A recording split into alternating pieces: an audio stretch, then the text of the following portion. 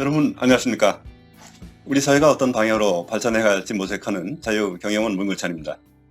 오늘 논의에서는 몽테뉴의 전기를 좀 다루겠습니다.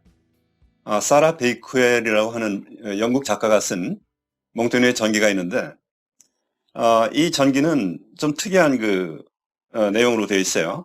몽테뉴의 그 에세이에 담겨있는 아주 방대한 책이죠. 에세이는 이 107편의 그 글들을 이것이 각각 여러 세대의 사람들이 품어온 여러 가지 하나의 큰 질문이라고 볼 수 있는 어떻게 인생을 살아야 되는가에 대한 하나의 그 해답으로 보고 이것을 한 20가지의 주제로 제시를 하면서 또 이 책의 그 중요한 특징은 오직 에세 내용만을 가지고서 이제 논의를 한 것이 아니고 그 후대 사람들이 에세를 보면서 느꼈던 바, 독자들이 얘기한 거 이런 것도 이제 여기에 포함을 시키고 이렇게 하면서 이 다양한 견해 이런 것을 바탕으로 해가지고 자기가 생각했던 몽테뉴 생애 중에서 중요하게 우리가 다뤄야 할 그 20가지 주제를 이제 뽑아낸 그런 그 방법으로 이렇게 이 책을 만들었습니다.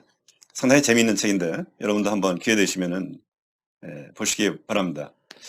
20가지 주제니까 이제 좀 간략간략하게 어떤 내용으로 되어 있는가 하는 것을 좀 소개를 드리겠습니다. 1장은 죽음을 걱정하지 말라라고 하는 그 내용으로 되어 있어요.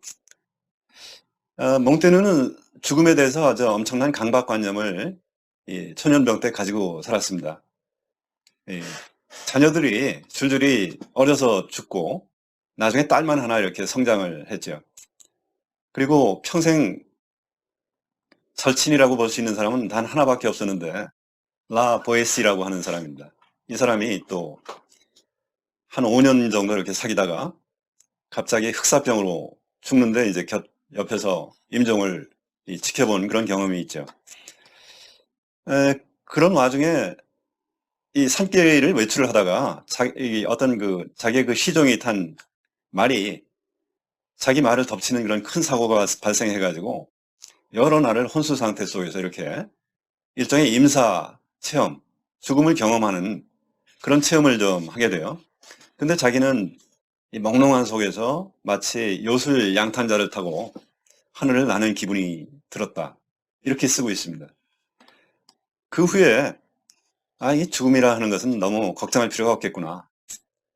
일종의 자연스럽게 이렇게 맞이하는 것이구나 하는 것을 이제 알게 되면서 몽테뉴는 이 세상을 너무 심각하지 않게 가볍게 스쳐가듯 이렇게 사는 것이 좋겠다.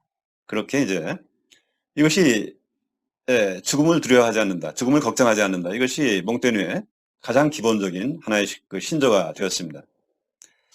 두 번째 주의는 주의를 기울여라. Pay attention이죠.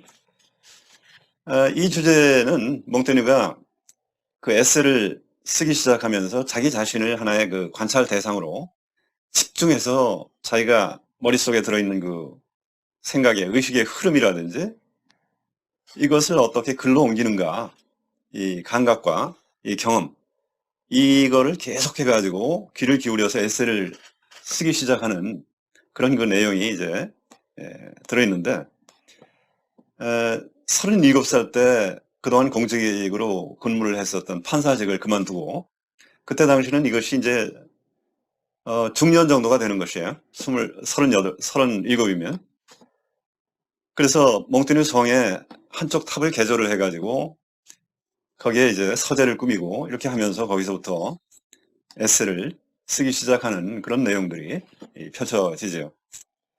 그 3장 태어나라 하는 얘기는 몽테뉴의 어린 시절이라든지 아버지의 그 특별한 교육관에 의해서 어떤 식의 교육을 받았는가 뭐 집안에서 이미 말씀드렸던 그 오로지 라틴어로만 어린 시절을 이렇게 커뮤니케이션을 했어야 했었던 뭐 어떤 그런 환경 이런 내용들이 나와 있는데 이렇게 아버지의 그 교육 덕분에 몽테뉴는 아주 어려서부터 라틴어 그 원전을 갖다가 폭넓게 이렇게 접할 수가 있었던 것이죠.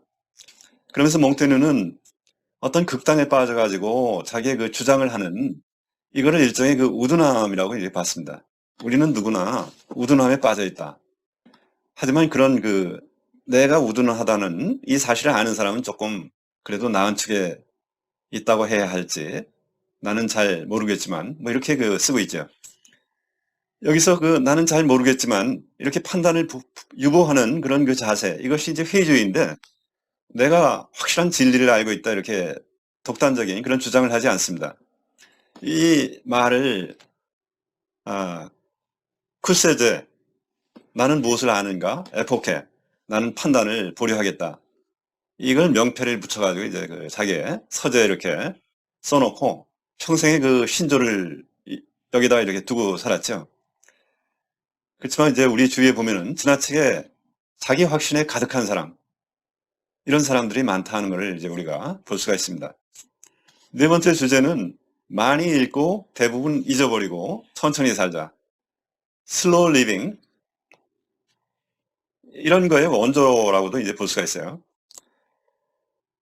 몽테뉴가 이제 어렸을 때 독서량을 보면은 정말 우리가 놀랄 정도인데, 이런 독서를 했다고 해서 그거를 다 지식으로 머릿속에 차곡차곡 이걸 쌓아놓고 그걸 직접 적용을 한다 그러면은 기억력이 아주 좋은 사람이겠죠. 근데 그렇게 한 것이 아닙니다. 몽테뉴는 자기는 기억력이 어처구니 없을 정도로 부족하다, 그런 사람이었다. 그래서 머릿속이 텅 비어 있어서 오히려 상식적인 판단을 내릴 수 있는 장점이 있었다, 이렇게 이제 평하고 있습니다. 기억력이 좋다, 이거는 자기의 어디 습득한 지식을 그대로 끄집어내서 이거를 직접 응용을 하는 그런 것인데, 이건 판단력하고는 다르죠. 그래서 몽테뉴는 판단력이 좋은 사람이었다 하는 것을 우리가 짐작을 할 수가 있는데, 이 판단력은 기억력 내지는 직접적인 지식보다는 한 단계 이것이 숙성이 된 그런 상태라고 볼 수 있는 것이죠.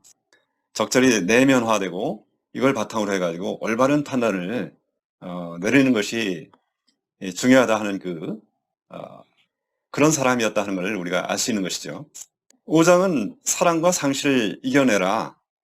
사랑하는 친구 라보에시를 떠나보냈던 상실감, 뭐 이런 얘기들이 쭉 이어지면서 몽테뉴가 바로 나중에 후세에 니체라고 하는 철학자, 이 철학자가 몽테뉴의 여성 팬이었었는데, 니체가 생각을 했었던 아모르 파티, 운명에 대한 어떤 사랑이죠. 모든 일을 일단은 현실 그대로 받아들여라라고 하는 생각의 원조가 바로 몽테뉴입니다. 6장 작은 요령을 부려라. 여기에서는 몽테뉴의 어떤 철학관 얘기가 있어요. 그래서 몽테뉴는 실용적인 철학을 좋아했습니다. 그래서 헬레니즘의 세 가지 철학, 스토아주의, 에피크로스의 어떤 쾌락주의, 그리고 회의주의, 이 세 가지가 이제 각각 다르긴 하지만 세 학파 모두 인간의 어떤 번영과 행복을 갖다가 목적으로 여기면서 여기에 이르는 길은 아타락시아라고 하는 어떤 침착, 언제나 근심으로부터 자유롭게 이런 상태를 유지한다라고 하는 뜻이죠. 이거에 있다고 보고 여기에 이르는 수행 방법이 달랐어요. 그래서 상당히 실용적이고 보수주의적인 그런 철학이라고 볼 수 있는데, 이거를 상당히 중요하게 생각을 하고 오늘날 유럽의 어떤 대륙적인 그런 철학, 관념론적인 이런 쪽보다는 실용적인 철학, 이거를 이제 상당히 중요하게 생각을 했던 사람이구나 하는 걸 알 수가 있습니다. 인생의 수많은 사건들에 대해서 몽테뉴는 적절하게 알맞게 이렇게 적응하면서 사는 방법이 무엇인가 현명하게 대처하는 것이죠. 이거를 배우는 것이 인생의 위대한 성취다, 이런 말을 하고 있습니다. 7장 의문을 품어라. 이거는 이제 소크라테스의 나는 무엇을 아는가, 너 자신을 알라, 이것이 이제 필론주의의 회의주의의 요약이 되어 있다라고 이렇게 볼 수가 있는 것인데, 몽테뉴의 사고가 바로 나는 무엇을 아는가, 독단을 싫어하는 것이죠. 그러면서 내가 산다는 것은 내가 어떤 정의라든지 이런 거에 대해서 내가 새로운 철학을 하나 만든다라든지 이런 엉뚱한 생각을 하지 말고, 사람이 산다라는 것은 자기의 의식의 힘, 이성의 힘, 이것으로 온갖 진리를 다 파악할 수 있는 것이 아니다. 대신에 이거는 일부이고 신의 은총이라든지 과학이라든지 그리고 공동체의 어떤 규약, 이 전통이죠. 말하자면 이런 것들이 필요한 것이다. 그런 속에 자기는 약간의 지식을 이제 덧붙이는 사람이죠. 그래서 우리가 할 수 있는 일은 후대 사람들이 좀 더 세상 살아가기 좋게 접근하는데 하나의 다리 역할 정도를 하는 그런 거로 만족을 해야 된다. 이런 얘기를 하고 있는 것이죠. 이 8장은 나만의 뒷방을 마련하라 하는 얘기는 이제 몽테뉴가 성의 한쪽에 그 지필실, 서재를 마련하고 거기서 자유로운 정신을 가지고 이렇게 사는 그런 모습을 서술을 하고 있고요. 9장 즐겁게 어울리면서 이렇게 더불어 살아라. 사람들하고 어울려 살아라 하는 그 얘기인데 이 몽테뉴는 좀 오픈 마인드를 가진 그런 사람이었습니다. 그래서 그 당시에 종교 전쟁의 와중에 이 탈영한 그 불황자들도 많이 있었고 굉장히 위험했다 그래요. 산속을 가려면 그냥 혼자 가면 안 되고 무장한 시종들하고 이렇게 같이 다녀야만 되는 그런 그 시절이죠. 그런데도 불구하고 몽테뉴는 그 성을 갖다가 거의 항상 열고 살다시피 이렇게 했다는 것이죠. 근데 한 번은 탈영한 불황자들이 한 20명이 성을 탈취하려고 들어와가지고 거의 죽을 뻔한 그런 일도 있었는데 오히려 그 몽테뉴의 개방적인 그런 그 마인드 이거에 감동을 받아가지고 그 위험을 이제 겨우 모면을 했던 그런 적도 있었는데 몽테뉴는 그런 경험을 바탕으로 해가지고 에세이에 이런 경우에 사람은 어떻게 행동하고 어떤 위험을 가질까 하는 얘기들을 여러 차례 이렇게 전달을 하고 있습니다. 일종의 게임 이론이죠. 근데 이것이 꼭 어떻게 해야 확실하게 가장 좋은 해답이다 하는 것이 없어요. 어떤 때는 너무 솔직하게 하다가 죽을 수도 있는 것이고 어떤 때는 목숨을 구걸을 하려고 했더니 이 비굴함이 그런 그 불황자들한테 얕보여가지고 하찮은 미물을 죽이듯이 이렇게 또 죽임을 당할 수 있는 것이고 사람이 산다라 하는 것은 이렇게 굉장히 다양한 그런 상황 속에서 사는 것이다 하는 그런 생각을 좀 해볼 수가 있는 그런 내용입니다. 그리고 10장은 습관의 잠에서 깨어나라 하면서 이제 몽테뉴가 그때 당시에 남미 쪽에 스페인 사람들이 가서 개척하고 프랑스도 일부 브라질 쪽에 원정을 하고 뭐 하던 그 시기입니다. 그래서 그때 이 원시인들이 어떤 생활을 하고 있는 거인가에 대해서 이제 몽테뉴가 상당히 관심을 가지고 쓰고 있는데 이 원시인들이 오로지 야만스럽지만은 않더라. 보니까 죽음에 이르러서 아주 그 의연하게 이렇게 죽는 모습이라든지 여러 가지 그 낭만적인 그런 모습들을 또 에세이 이렇게 써요. 근데 이것이 이제 부작용을 좀 낳게 됩니다. 나중에 그 후일에 루소라든지 드드로 이런 그 계몽주의 사상가들이 뭐 자연으로 돌아가라 이런 선전 메시지 이런 거를 내는 하나의 단초가 되기도 했습니다. 11장은 온건하게 살라. 우리가 이게 평범하면서 이제 정돈되는 그런 삶을 사는 이것이 몽테뉴의 삶의 권고하는 그런 그 삶의 방식인데 내전 프랑스의 그 종교 내전 이 속에 살았던 몽테뉴 인간의 본성이 극단적이고 죽음과 어떤 혼동을 향한 그 충동이 있다 하는 것을 가까이서 봤죠. 그러면서 사람은 본성을 유지하면서 범속한 그런 그 온건하게 사는 것이 얼마나 중요한 것인가 하는 것을 글로 많이 쓰고 있습니다.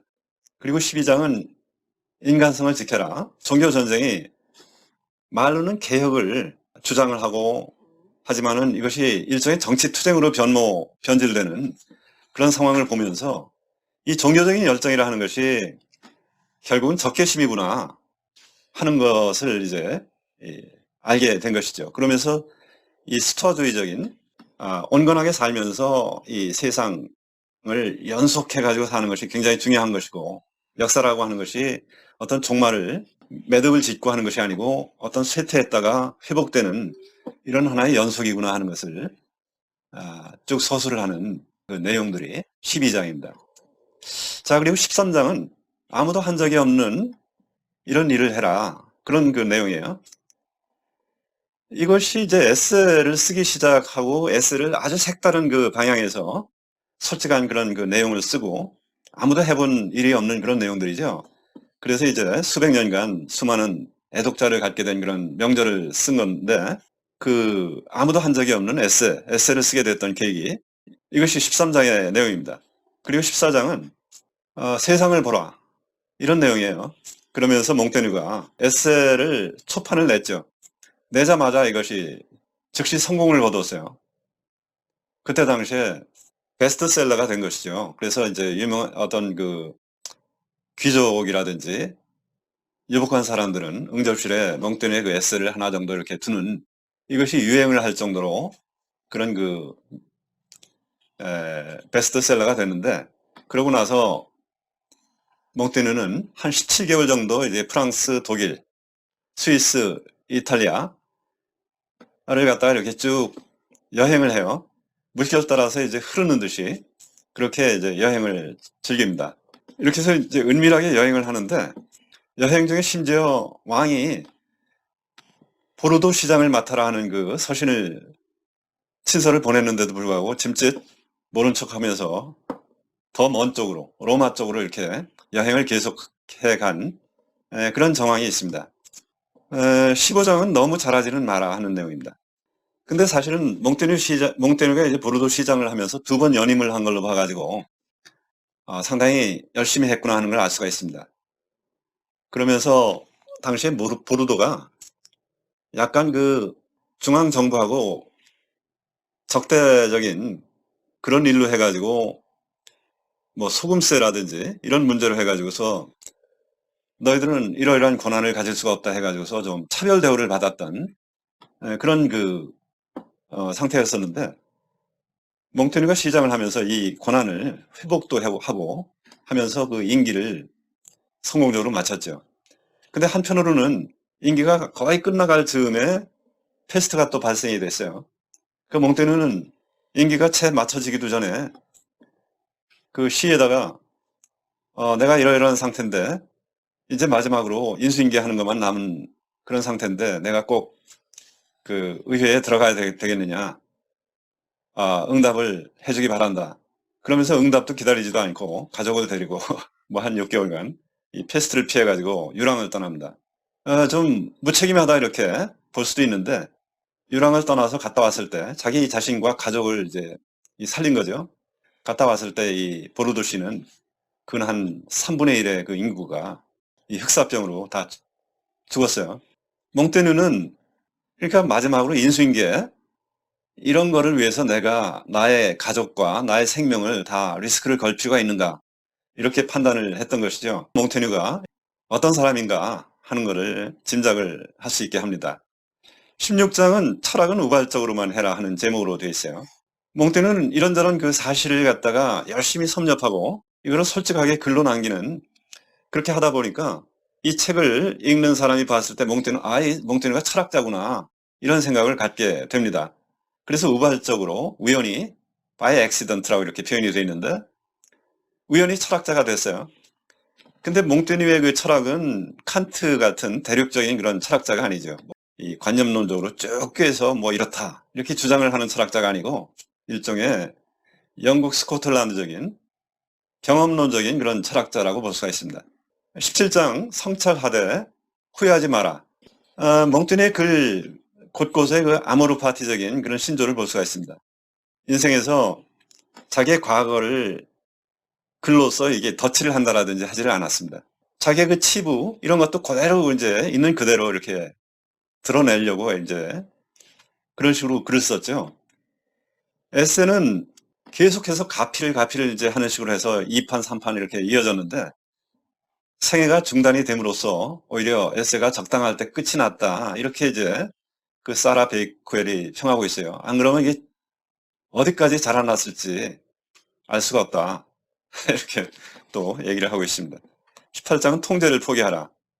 이것도 이제 몽테뉴의 그 에세에 대한 얘기인데, 에세가 자꾸 가필을 하다 보니까 편집자들이 나중에 보면 왜 이렇게 중구난방으로 뭐 이런 그 여담도 했다가 갑자기 자기가 어떤 마음이 획가닥 다른 방향으로 쏠리면 또 그 얘기도 썼다가, 이런 태도가 그냥 막 변하는 거예요. 그래서 몽테뉴의 그 107가지의 그 제목하고 그 내용하고는 전혀 관계도 없는 그런 부분도 있는 것 같고, 그 나중에 그 몽테뉴의 그 편집자들이 야, 이런 건 좀 빼버리고 싶다, 이런 말들이 너무 많은 거죠. 그런데 베이커웰은 만약에 몽테뉴의 저술 속에서 그런 것들을 다 가지를 쳐내고 엑기스만 이렇게 남기면은 그거는 에세가 아니다. 이런 말을 하고 있습니다. 에세의 몽테뉴의 그 정신은 바로 그런 그 속에서 우리가 살펴볼 수 있는 것이다. 그리고 19장은 평범하고 불완전한 사람이 되라 하는 그 주제로 되어 있는데 몽테뉴 책에서 후세 사람들이 이걸 보면서 인생을 산다라고 하는 것은 어떤 것인가, 어떤 길을 찾을 수가 있는지 이렇게 묻죠. 몽테뉴도 마찬가지로 그리스 로마의 뭐 세네카라든지 뭐 섹스투스라든지 이런 그 수많은 작가한테 똑같이 질문을 던졌던 그런 내용들이 녹아 있는 것이죠. 이런 거는 우리가 이 오랜 역사를 우리가 인간이 살아오면서 느꼈던 인간성이라고 하는 이렇게 말을 해볼 수 있는 그런 그 내용들을 평범하게 이것이 결국 인간성이라 하는 것은 평범하게 그렇게 살면서 인간으로서의 그 삶을 이어나가는 그런 속에서 느끼는 생각하고 느끼는 존재로서의 그 삶, 휴머니티라고 하는 것이 바로 이렇게 평범하고 좀 불완전한 듯이 그렇게 사는 것이다 라고 하는 그 진리. 너무 완벽한 사람이 되려고 하면은 인간성이 좀 없는 사람이 될 수가 있는 것이죠. 이런 내용이 19장의 내용입니다. 20장 그 내용은 인생 그 자체가 해답이 되게 하라.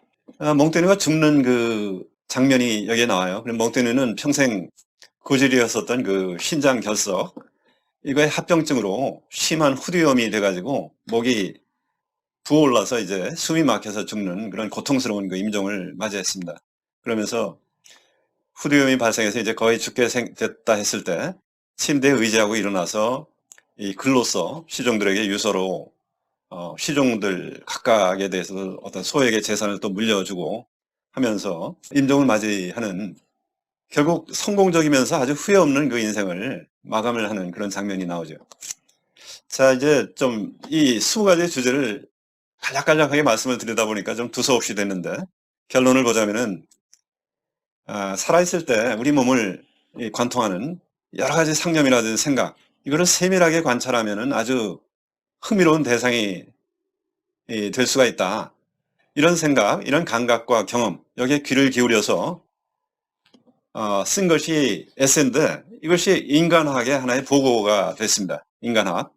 에세를 읽으면 인간사에서 만나는 온갖 인간의 모습이 그것과 이제 연관이 되는 그런 이야기를 이제 발견을 할 수가 있어요. 그래서 읽다 보면은 이거 마치 내 이야기 쓰는 거 아니야?